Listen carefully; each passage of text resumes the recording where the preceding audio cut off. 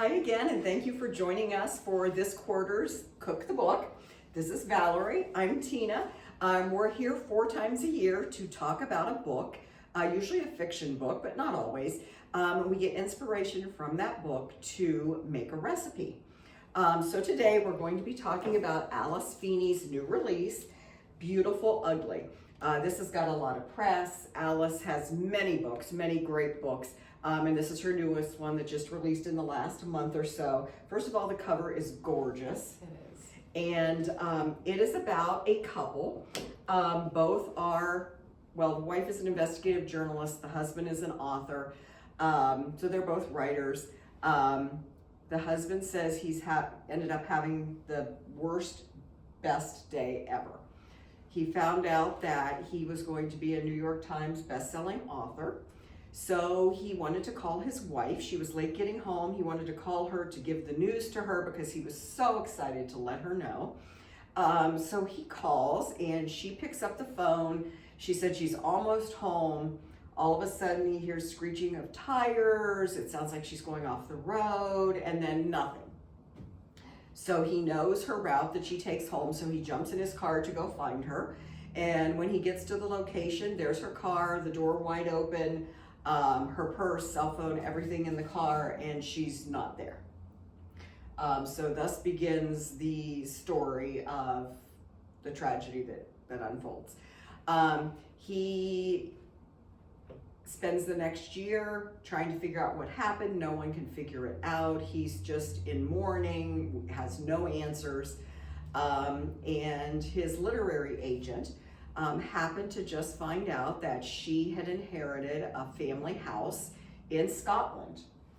And she suggested, like, why don't you go there, spend some time, just change of scenery, beautiful countryside, and just take some time and figure things out there.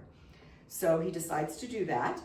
When he gets to the village where this house is, strange things start happening almost immediately. The village has a population of 25 people, and things start going awry from the start.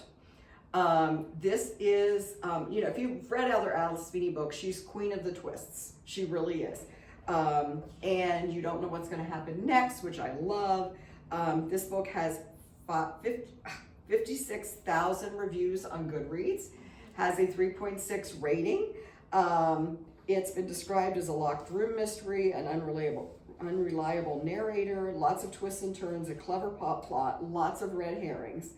And a lot of people have marked on Goodreads, this is their favorite quote from the book: "Wives think their husbands will change, but they don't. Husbands think their wives won't change, but they do." Dun dun dun.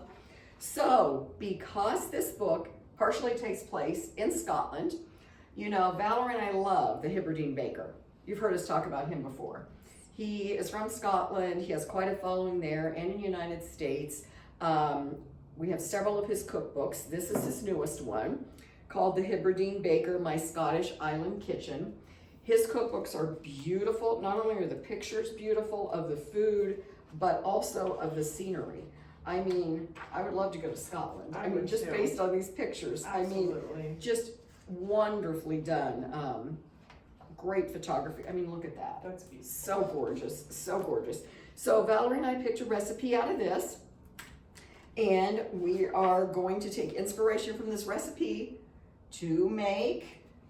Okay, it's pronounced Pwdin menu. There we go. Or menu. All right, so it's basically just kind of like a custard base, and it has a meringue top. Mm-hmm. So, to start with, I've already put it in the pan, 2 1/2 cup milk, 1 ounce of butter, which is about a tablespoonish, around there, 1 lemon zested, and then about 1/4 cup ish of, in here it says 1 3/4 ounces custard sugar, which I just use, well, actually for my recipe I use the baker's fine sugar. So it's just regular sugar, but a little finer. So basically what we're gonna do is just make the custard base. And to start with, we just have to heat this up. It doesn't have to boil, just kind of get warm enough. So in the meantime, it also calls for fresh breadcrumbs. This was one of my things. I wasn't sure if I was going to do dry breadcrumbs, but I was really convinced that it meant like actual fresh bread. Mm-hmm. So I made the fresh breadcrumbs in my food processor. So for this, it just says 2.5 ounces of bread, which I used about 2 slices of Texas toast, and it was about right. So I just put that in my food processor, and this is the 2 slices of bread. It puffs up kind of nicely. With the crust? With Okay. the crust. So for this, so then you need a 1 1/4, it's 1.4 quarts, but about 1.5 quart dish, so if that's what you have. And then you butter the inside of the dish, and then you will put your breadcrumbs in the dish. So, oops.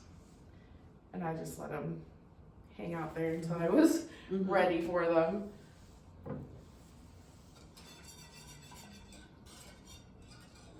And is it important to keep stirring that so it doesn't stick? Not too much. Okay. I just do it just to make sure it doesn't boil, because it just said just to make it warm. So you will also need 3 eggs separated. So you'll need the yolks for this part, and the egg whites for the meringue. Oh. So make sure they're separated. And we're gonna go ahead and put the egg yolks in a bowl.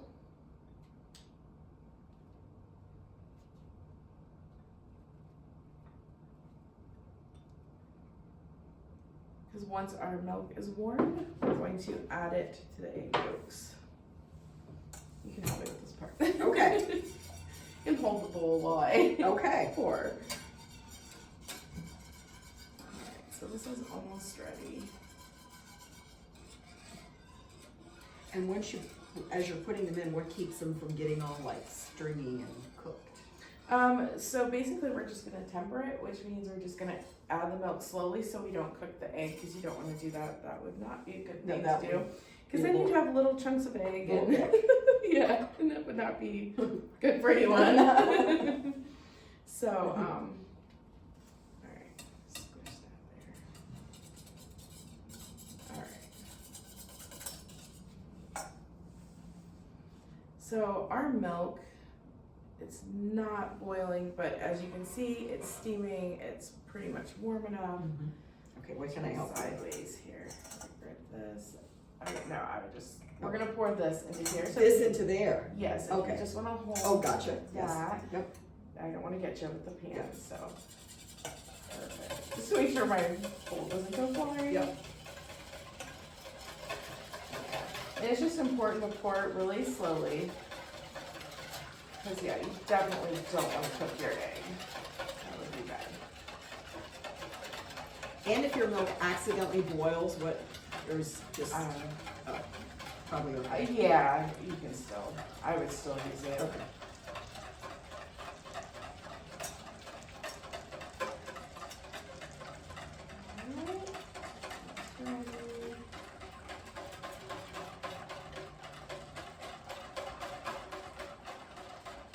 Sorry, not getting you. Nope, you're good. Alright.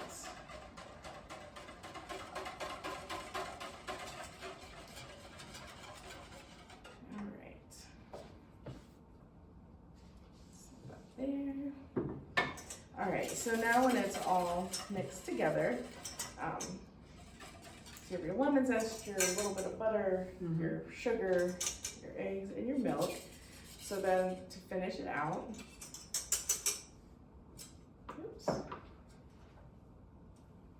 And then you just pour it over the breadcrumbs that are in your bowl. So probably quite a bit of it gets absorbed. It does. And then you let it sit for about 15 minutes. Just to make sure it gets the breadcrumbs absorb that. sit. So after the 15 minutes is up, then you bake it in an oven that's 340 degrees in a water bath. So I brought this because this dish will fit in here, and then you fill water about halfway up the dish, and you put it in your oven for 25 minutes. And I just tested it to make sure it was done. I had to add a few more minutes to it, but it came out fine. And then you take it out, let it cool for a couple minutes, spread the jam. So you need raspberry jam. You need 4 ounces of raspberry jam, and you'll spread that over the top of it. And then you'll make your meringue.